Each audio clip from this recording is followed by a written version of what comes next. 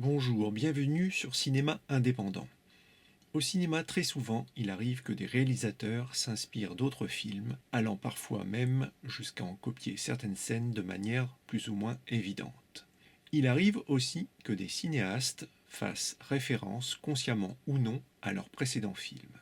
C'est d'ailleurs assez compréhensible car bien souvent les cinéastes ont des thèmes ou des univers de prédilection et c'est naturel qu'ils y reviennent régulièrement. Aujourd'hui, je vais me pencher sur un de mes réalisateurs préférés, James Cameron. Quand j'ai vu en salle Avatar La Voix de l'eau, j'ai été frappé par de nombreux points communs avec ses films précédents. Le plus évident est dans le titre, l'eau. James Cameron est passionné par l'exploration sous-marine. En dehors des deux Terminator et d'Alien le Retour, tous ces films évoquent la plongée sous-marine plus ou moins directement. Dans son premier film, Piranha 2, la scène d'ouverture du film montre deux plongeurs explorant une épave et l'un des personnages principaux du film est un instructeur de plongée sous-marine.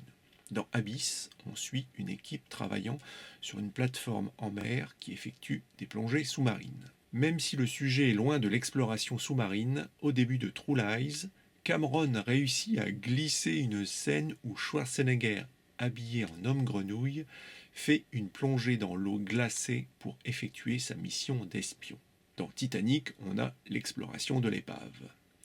Cela dit, l'exploration sous-marine est un thème général. On ne peut pas vraiment parler d'autocitation. La première autocitation frappante que j'ai remarquée au début d'Avatar La Voix de l'eau est l'apparition des exosquelettes qui nous renvoie à l'exosquelette utilisé par Sigourney Weaver dans Alien le Retour.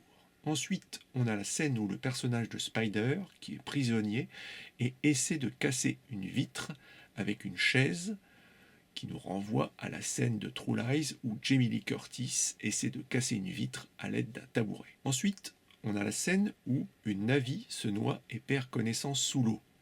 Elle est ramenée à terre, cela nous renvoie à la scène d'Abyss où Marie-Elisabeth Mastrantonio se noie. Vers la fin d'Avatar La Voix de l'eau, on a un plan du pied d'un exosquelette fort similaire au pied du premier Terminator. À la fin d'Avatar La Voix de l'eau, on a un vaisseau qui coule, ce qui nous renvoie à la plateforme d'Abyss et au Titanic qui coulent eux aussi. Dans Avatar La Voix de l'eau, certains plans montrant l'intérieur du vaisseau prenant l'eau rappellent les plans montrant l'intérieur du Titanic qui prend l'eau et aussi l'intérieur de la plateforme qui coule dans Abyss. À la fin d'Avatar La Voix de l'eau, on voit le personnage de Quaritch s'enfoncer dans la profondeur de l'eau comme Leonardo DiCaprio dans Titanic.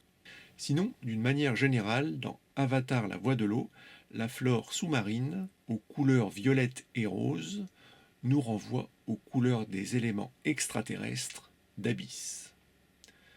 Dans Avatar La Voix de l'eau, on voit des poissons volants, comme dans Piranha 2, même s'il s'agit d'un tout autre genre de poisson volant. Pour finir, une remarque amusante. Dans Abyss, sans le savoir, James Cameron fait un clin d'œil involontaire à Avatar qu'il ne tournera pourtant que 20 ans plus tard. En effet, après une dispute avec Marie-Elisabeth Mastrantonio, Ed Harris jette sa bague dans les toilettes. Puis il se ravise et plonge la main dans le liquide bleu des toilettes pour récupérer la bague. Quand il ressort la bague, son avant-bras est tout bleu, comme la peau des Na'vi dans Avatar.